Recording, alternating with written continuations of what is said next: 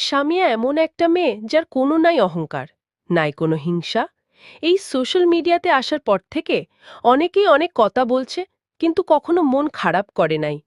বন্ধুরা, আপনারা সবাই সামিয়ার জন্য দোয়া করবেন, যাতে সামিয়া এই সোশ্যাল মিডিয়াতে এসে একটা সুনাম অর্জন করতে পারে। আমরা অডিয়েন্সরা অনেক সময় বিভিন্ন ভিডিওতে অনেক ধরনের মন্তব্য করে থাকি। আসলে আমরা যা মন্তব্য করে থাকি তা কিন্তু সত্য হয় না। বন্ধুরা, আপনাদের কাছে আমার একটা অনুরোধ, আপনারা আমাদের ভিডিওতে ভালো ভালো মন্তব্য করব। হ্যালো বন্ধুরা, আজকে আমি তোমাদের শোনাতে চাই সামিয়াকে নিয়ে একটা গল্প।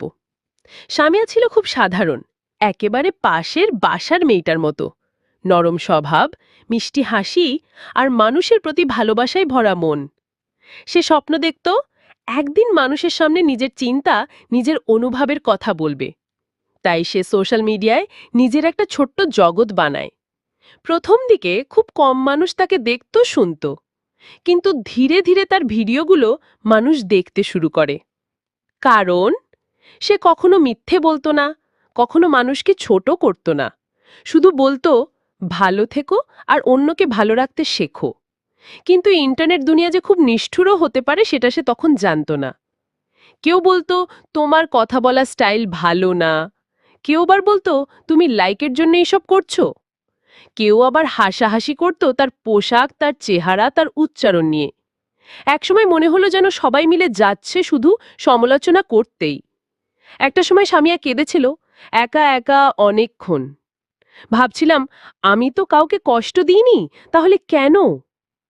কিন্তু ঠিক সেই সময় একটা ছোট্ট মেসেজ তার ইনবক্সে আসে। আপু, আমি আপনার ভিডিও দেখে ডিপ্রেশন থেকে একটু একটু করে বের হতে পারছি। আপনি প্লিজ কখনো ভিডিও বন্ধ কইরেন না। সেই এক মেসেজ সবকিছুর উত্তর ছিল যেন। সামিয়া বুঝে গেল, সমালোচক থাকবেই, কিন্তু ভালোবাসা লুকিয়ে থাকে নিঃশব্দ কোনো দর্শকের চোখে। তার কাজ হলো নিজেকে বিশ্বাস করা, সত্য বলে যাওয়া। তারপর সামিয়া থামেনি। আজ সে বহু মানুষকে অনুপ্রাণিত করে চলেছে। সমালোচনার আগুনে পুড়ে নিজেই একদিন আলো হয়ে উঠেছে। বন্ধুরা, সমালোচনা বন্ধ করা যায় না, কিন্তু নিজেকে থামিয়ে রাখা যায় না এই দুনিয়ার কিছু নেতিবাচক মন্তব্যের জন্য। সামিয়ার মতো হন, নিজেকে ভালোবাসুন, সত্যে থাকুন আর এগিয়ে যান।